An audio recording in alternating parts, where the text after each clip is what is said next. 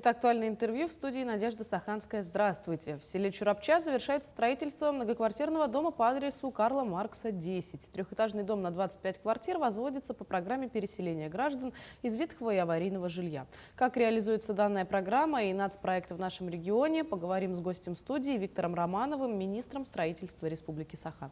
Виктор Дмитриевич, здравствуйте. Здравствуйте. Скажите, пожалуйста, какие же нацпроекты реализует Министерство строительства в нашем регионе? Министерство строительства у нас является соисполнителем 10 государственных программ нашей республики.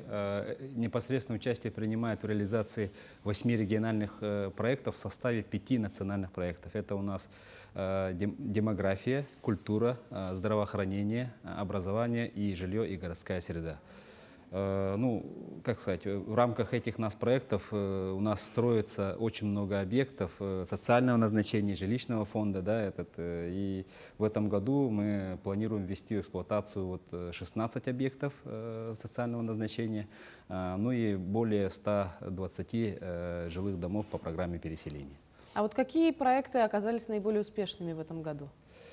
С точки зрения лучших, хочу сказать, в эксплуатацию объекта поликлиники в селе Этыккёль, оснащенная, по последнему слову, очень хороший объект введен в сельской местности, хочу сказать, и по здравоохранению в целом у нас в текущем году до конца чуть-чуть осталось, будет введено еще в Хану объект здравоохранения, в Чурапче сейчас строится, этот больничный комплекс, вторая очередь, и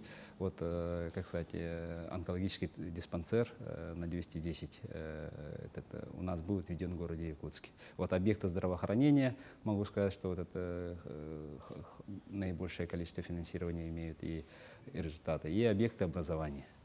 И по культуре, и по демографии у нас по 2, по 3 объекта, они на сегодня реализуются в плановом режиме. И с объектов демографии я хотел бы выделить ДП-Намцы, тоже введенный в недавнее время, тоже очень красивый объект, комфортный для пребывания нашего старшего поколения. Поэтому такие результаты. Получается, что 23-й год завершаете с чувством выполненного долга. Если, не обходится без проблем, да, мы их решаем. Есть очень много проблем, связанных с нехваткой трудовых ресурсов и так далее. Есть моменты, связанные с санкциями, то есть проблем хватает. И часть объектов, естественно, они перешли на следующий год по объективным причинам. А ведь есть такая организация, скорее даже движение добрых дел, которое называется «Моя Якутия в 21 веке». Какие объекты строятся по линии этого движения? Да, в рамках общереспубликанского движения добрых дел «Моя Якутия в 21 веке» строится объект различного назначения. 4-квартирные жилые дома для молодых специалистов сельской местности, в Арктике. Есть объекты образования, культуры. Это обычно небольшие объекты. В текущем году мы финансовую поддержку по этому направлению порядка 390 миллионов рублей направили на строительство 26 объектов. На сегодня введено 8 объектов. Часть объектов переходящие на следующий год. И в следующем году также финансирование будет продолжаться. А в этом году какой проект по строительству, по завершению строительства, введения объекта в эксплуатацию оказался самым трудным? Самым, трудным, еще раз вернусь к объектам здравоохранения. У нас на сегодня одним из самых крупных объектов нашей республики и в центре внимания российского масштаба находится объект онкологический диспансер. Он, естественно, на стадии завершения. Сейчас финальные стадии подводки и отделки осуществляются.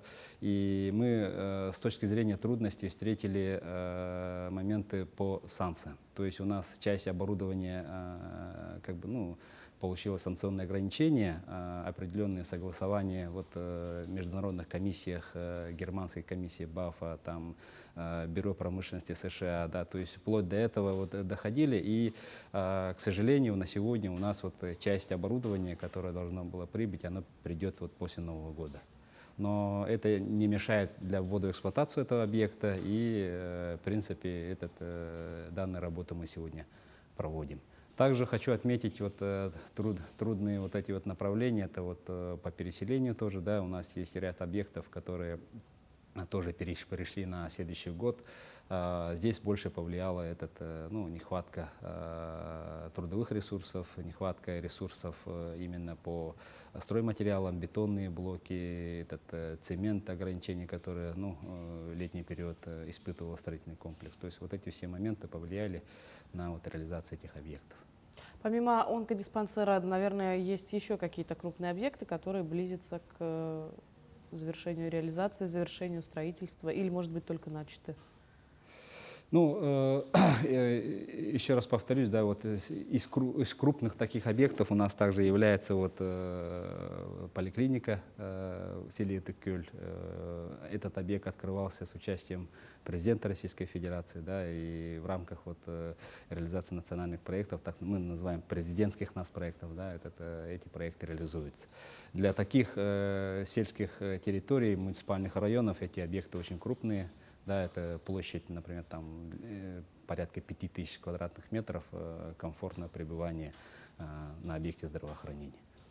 Давайте тогда поговорим с вами еще и о ветхом аварийном жилфонде, потому что это проблема, которая стоит у нас не первый год. Есть много разных программ по переселению граждан из ветхого аварийного жилья.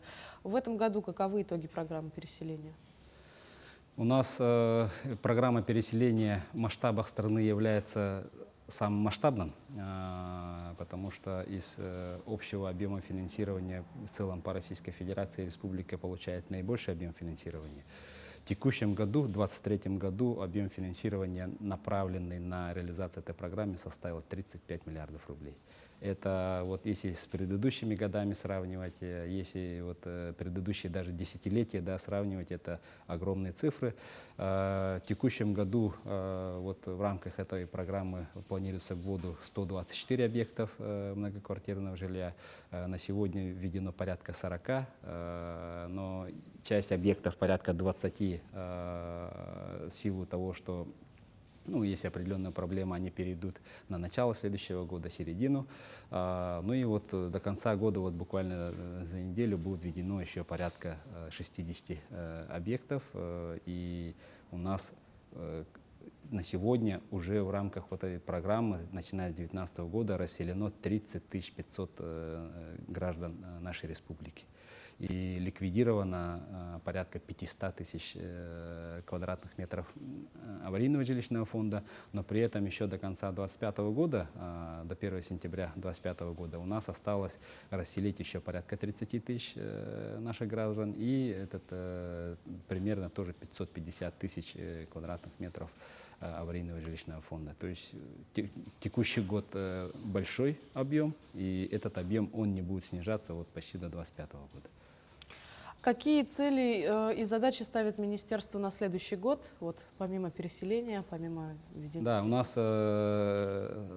основной задачей у нас является увеличение объемов ввода жилья. В текущем году, если мы планируем вводу 655 тысяч квадратных метров, в следующем году задача будет ставиться не менее 690 тысяч квадратных метров.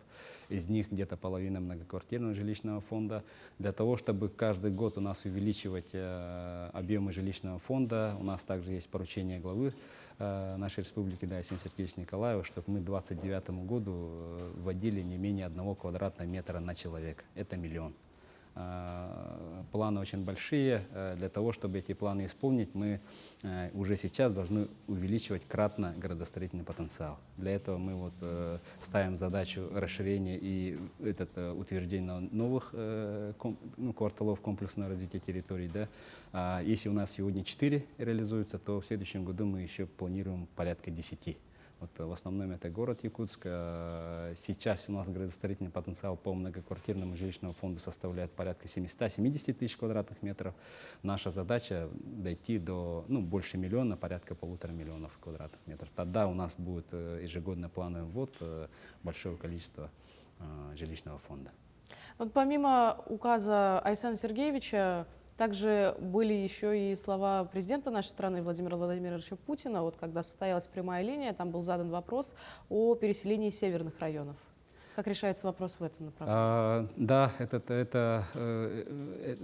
вопрос был. Вопрос касается выезжающих районов Крайнего Севера. Эта программа реализуется у нас давно. В текущем году в рамках этого направления получили граждане, 81 человек получили сертификаты на выезд из районов Крайнего Севера.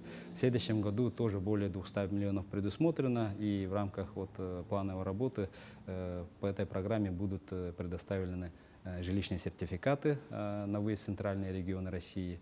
Также хочу остановиться, что в рамках направления нашей работы по поддержке граждан, отдельных категорий граждан, у нас осуществляется очень много мер поддержки. Да, это многодетные семьи, инвалиды, ветераны боевых действий.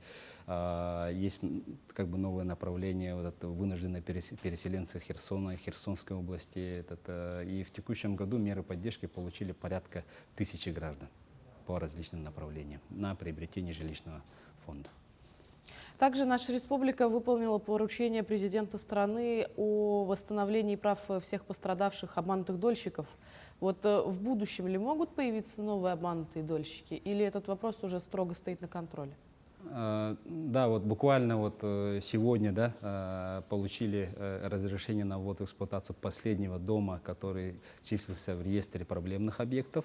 Это многоквартирный жилой дом по улице Автодорожной в городе Якутске. И на следующей неделе мы планируем уже организовать торжественное открытие. И тем самым у нас в республике полностью будет решен вопрос обманутых дольщиков. Но этот вопрос касается долевого строительства, который в рамках которого граждане не получили свое жилье, были обмануты. Да? Этот вопрос полностью закрывается в нашей республике.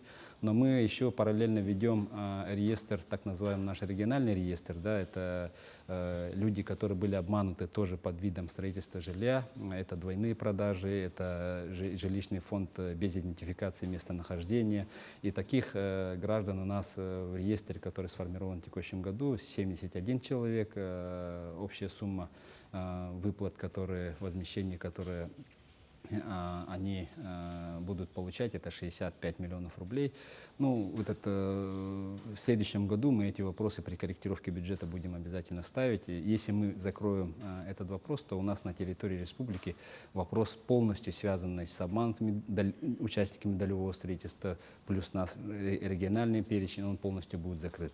С точки зрения новых, возможно, потенциальных объектов, сейчас на уровне Российской Федерации проводится очень серьезный мониторинг объектов долевого строительства.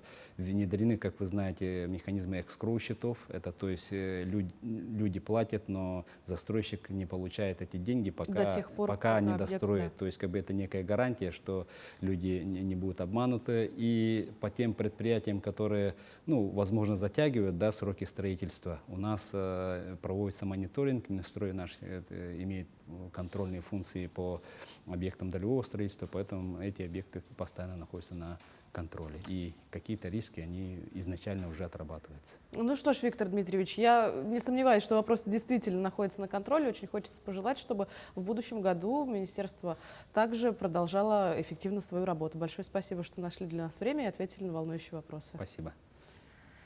Вы смотрели актуальное интервью. До встречи в эфире.